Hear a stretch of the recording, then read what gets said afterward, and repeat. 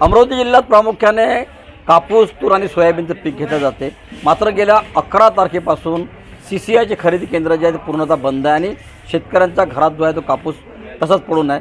CCIचं केंद्र केव्हा सुरू होते याचा शेतकरी खरं तर वाट पाहत आहे. आणि खाजगी बाजारात जर गेलं तर खाजगी बाजारात कपाशीचा दर जो आहे तो केवळ 7100-7200 आहे. तर CCIचा रेट जो आहे तो जवळपास 75-76 आहे. म्हणजे खाजगी बाजारात जर विकायला गेलं तर 400 रुपयाचा शेतकऱ्यांचा घाटा होते. मी कृषी उत्पन्न बाजार समितीत आलेलो आहोत. आपण थेट शेतकऱ्यांना विचारूया. दादा मला सांगा, कापसाची खरेदी 11 तारखेपासून बंद आहे असं मेसेज आलेलं तुम्हाला, काय सांगाल नेमकं किती एकर तुमच्याकडे कापूस पडलेला आहे? 5 एकराचा कापूस होता माझ्याकडे, 50 क्विंटल कापूस पडला आहे.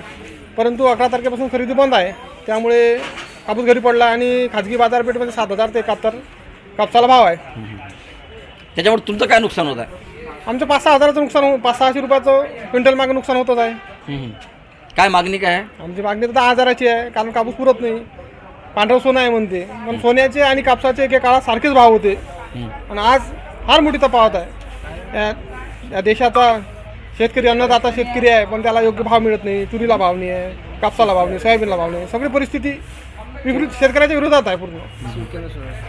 भाऊ मला सांगा, CCIची खरेदी पूर्णपणे बंद आहे, तुम्ही काय सांगाल नेमकं किती कापूस पडले? सर्वप्रथम माझ्याकडे 2 एकर शेती आहे. 2 एकरात मला 12 क्विंटल कापूस झाला आणि त्याला सरासरी 40,000 रुपये खर्च आला. मी 10 जणीचा लुच्चवून भाऊ कर्ज करून इकून तिकून माझा वावर पिकवतो आणि मला इकडे 7100-7200 प्रायव्हेट भाव भेटते आणि CRमध्ये 7600 भाव आहे. आणि ते या सरकारनं 11 तारखेपासून बंद केलं. मग आम्ही करावं काय? इतकं मोठं कर्ज आम्ही काढून ठेवलं, व्यापाराचं आहे, याचं त्याचं 10 जणीचं लुच्चवून राहिलो आणि आम्हाला भाव नाही भेटून राहिला. मला सांगा, कृषीप्रधान देशात जर कास्तकारचे हे आला तर मग आम्ही अपेक्षा कोणाजून ठेवा? सरकार जुळून नाही ठेवा तो कोणाजून ठेवा? आता आम्ही देशोधडीला लागला आहे भाऊ. ह्या देशात कास्तकार सुखी नाही आहे. हे फक्त व्यापारीचं सरकार आहे, व्यापारीचं भलं होऊन राहिलं. इथं कास्तकार अजिबात भाव नाही आहे. तुम्ही तूर पहा, तुम्ही सोयाबीन पहा. 2 महिन्या पहिले तुरीचे भाव 10,000 होते, आज 7,000. 6800 तूर चालले भाऊ. आम्ही करावं काय? सोयाबीनचं नापेमध्ये 4800 भाव, इकडे 3900, 3600 हे 3800 सोयाबीन चाललं. वास्तविकता अशी आहे भाऊ, एकरी 2 आणि 3 पोते ग्रामीण भागात कुठं तूर पिकली. क्वचित एखाद्या कास्तकाराला नवरी एकरी 8-9 क्विंटल तूर झाली. मला सांगा, ज्याला एकरी 2-3 क्विंटल तूर झाली त्यानं करावं काय? त्यानं अपेक्षा कोणाजून ठेवा?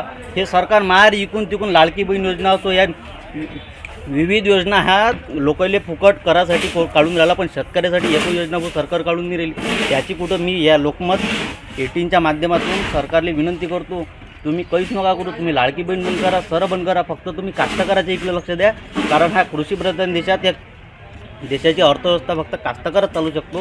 हे आपण लॉकडाऊनमध्ये पाहिलं. शेतकऱ्यांची व्यथा आहे.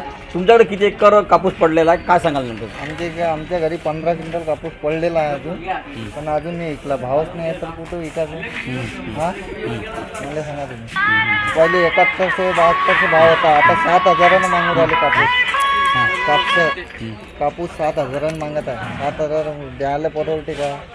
कापसाला किती खर्च आहे? त्याच्यामुळे कापूस द्यायचंच नाही. घरी भरून ठेवलेला आहे, तूर भरून ठेवलेली आहे. एकूणच जर बघितलं तर शेतकऱ्यांची व्यथा जी आहे अतिशय दारुण व्यथा आहे. कारण शेतकऱ्यांच्या घरात कापूस पडलेला आहे. खाजगी बाजारात विकतो म्हटलं तर 400-500 रुपयाचा त्यांना तोटा सहन करावा लागत आहे. आणि शासकीय खरेदी तांत्रिक कारणामुळे बंद करण्यात आले असतात, तर तो शेतकऱ्यांना जो आहे तो मेसेज त्यांच्या मोबाईलवरून पडलेला आहे. त्यामुळं शेतकरी वाट पाहत आहे की CCIची खरेदी कधी सुरू होते आणि कधी आपला कापूस हा आपण त्या बाजारात विकतो. प्रोड्युसर सागरचा संजय शेंडे, न्यूज 18 लोकमत, अमरावती.